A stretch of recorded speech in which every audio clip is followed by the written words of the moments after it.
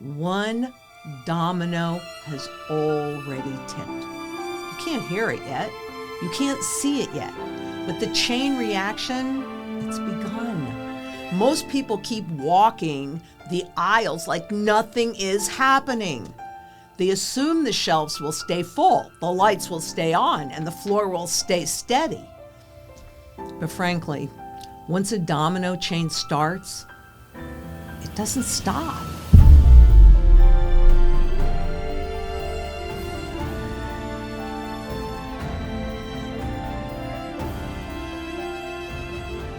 Welcome to the third part of the 5 doom loops of a financial crisis. And this is so timely and so important since we're watching everything happen in real time right now. But for a moment, I'd like you to imagine that you're standing in a giant warehouse filled with dominoes, millions of them. They stretch down every aisle, around every corner, stacked in patterns that you can't even see. And somewhere in that maze, one domino has already tipped. You can't hear it yet. You can't see it yet. But the chain reaction, it's begun. Most people keep walking the aisles like nothing is happening. They assume the shelves will stay full, the lights will stay on, and the floor will stay steady. But frankly, once a domino chain starts, it doesn't stop. It accelerates, and by the time the sound reaches you, it's already too late to move. My job, my mission, is to help you hear the first domino before the crowd does. And it happened in 2022. Because when you understand the pattern, you don't freeze. You step out of the aisles before the wave reaches your row. So let's just look at the 5 domino chains, the doom loops that are already falling. If you have not watched the 2 previous doom loops, I suggest you go back and do that at this point, because we are now on the 3rd one, the liquidity doom loops.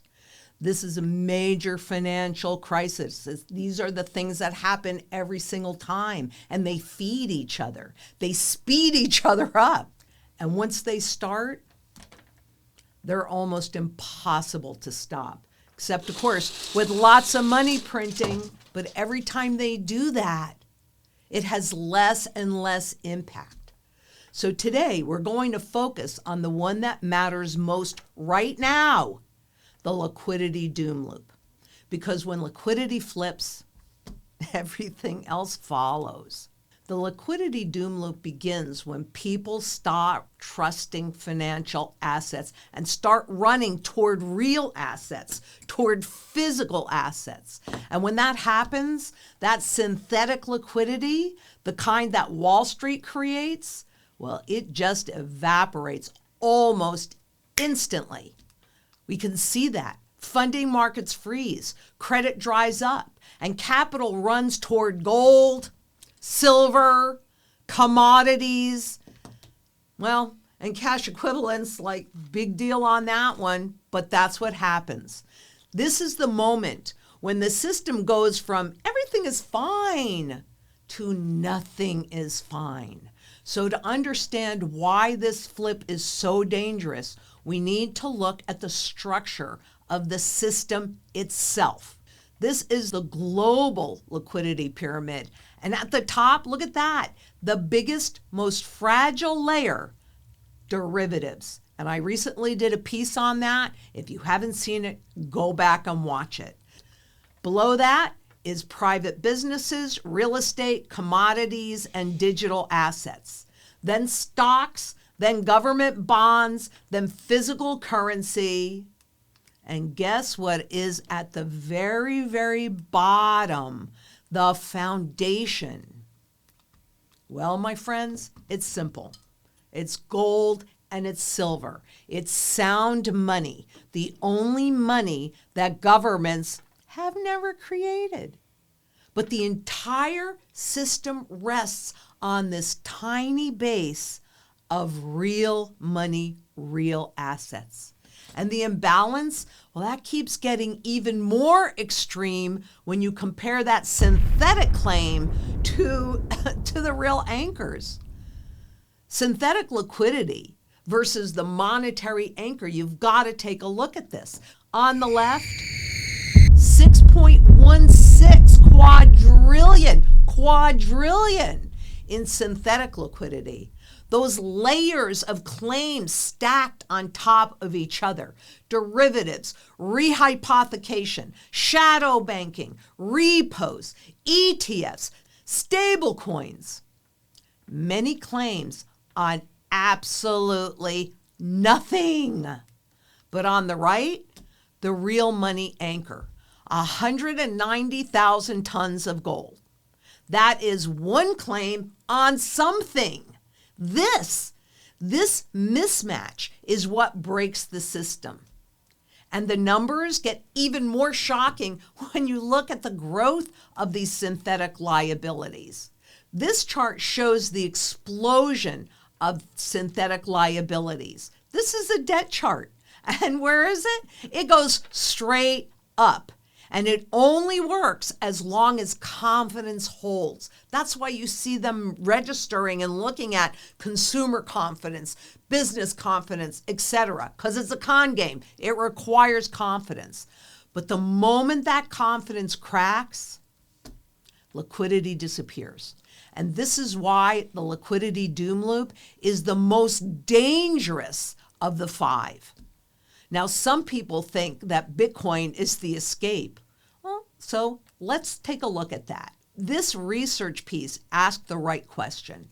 Is Bitcoin a liquidity hedge or a liquidity creation? So let's look at the data, because here's what the chart shows. This is Bitcoin versus global liquidity index. Bitcoin mostly moves with global liquidity because it's a flippin' risk assets. And when liquidity rises, Bitcoin rises. When liquidity falls, Bitcoin falls. That means that Bitcoin, or any cryptocurrencies, quite frankly, they're not outside the system. They are the system. They are totally inside of it. And it depends on the same liquidity that's now evaporating. And what you're looking at here is a relative performance chart of Bitcoin versus the spot gold contracts. And you can see where that shift happened.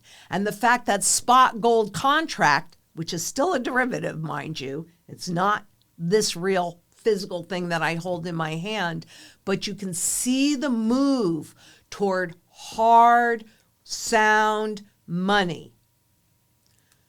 Here's a perfect example. Jeffrey's global head of equity strategy dropped Bitcoin and moved into gold because of security concerns and systemic risk. So when insiders start shifting from synthetic assets that makes them look really wealthy and doing really well to real assets, that's a signal. Those pattern shifts always matter. Even if you don't understand what they mean, that's not relevant, really. What that tells you is something has changed. And you can see right now the change. And we've been talking about it since the beginning of last year. So let's talk about the real money anchor, because you need to understand fully what you're dealing with.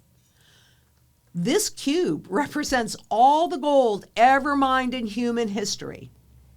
It's finite, it's physical, and it's used by 33 different sectors of the global economy, from central banks to aerospace to medical tech, etc., etc., etc. Gold is not just a financial asset. It's a global utility. But here's the problem. The financial system created far, far, far more claims on gold than gold itself. Physical gold grew from about 90,000 tons to about 210,000 tons or more, because it's so leveraged and so hidden. But that's intangible gold, paper contracts. They exploded to around 400,000 tons of exposure. That's massive leverage. And when leverage unwinds, governments panic. I mean, it's simple. And history shows exactly what they do next. Here is the uncomfortable truth. Governments have confiscated, restricted, or revalued gold again and again and again, over 4,800 times, especially during crisis. The US did it multiple times, 7 times in fact. The UK has done it, Australia has done it, India, Germany, Japan, the Soviet Union. This is not theory. This is history. And it's not just history, because it's happening again. They always want you to think that this time is different, but it's not different. Here's a recent example.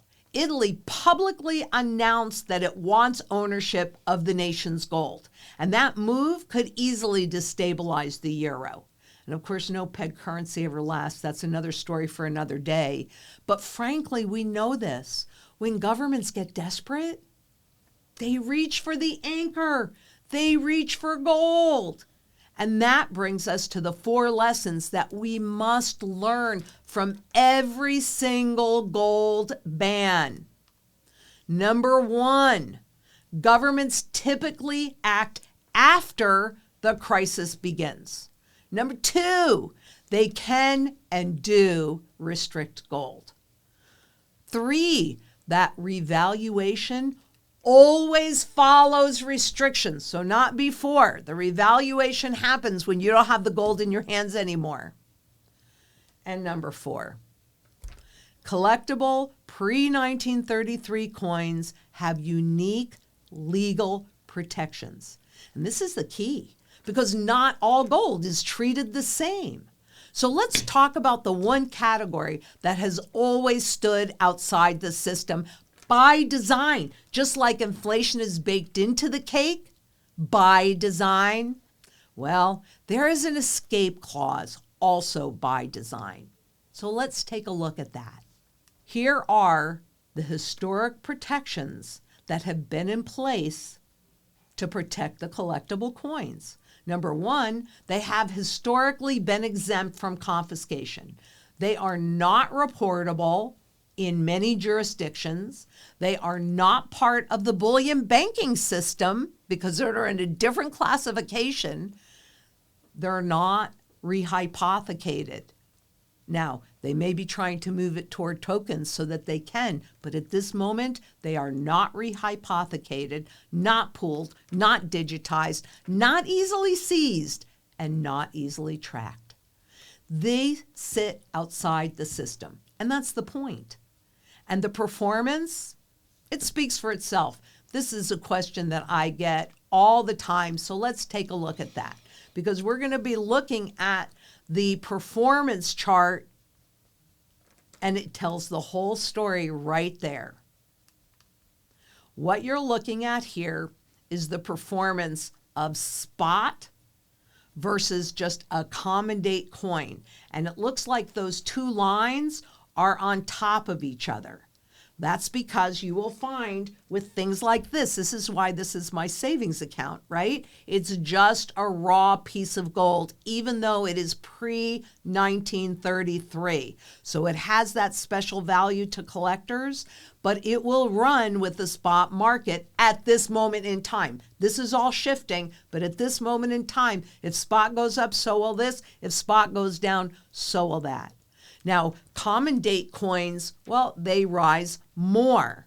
So this is not really a common date coin, but that would be like a 1904, something like that, where there's a large population. There's more of them than any of the others. But this is a better date collectible coin. That's the one with scarcity and history. And look at this. They outperform them all. This is what happens when you combine sound money with true rarity. So let me just finish by bringing us back to where we started. We opened tonight in the warehouse full of dominoes, millions of them, already falling somewhere out of sight. And now that we've walked through the system together, can you see what most people can't?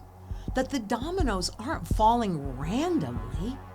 They're falling in a pattern, a predictable pattern, a historical pattern. The people who make it through these transitions, the people who keep their wealth, their options, and the freedoms, are the ones who step out of the aisle before the wave arrives, and they become as independent and self-sufficient inside a community as possible. Because the assets that don't fall just because everything else does, isn't that what you want to protect you? Because that's what they've done historically. And those collectible gold coins are exactly that. They're not in the warehouse. They're not part of the rows. They're not connected to synthetic claims, that leverage, the rehypothecation, or the liquidity loops.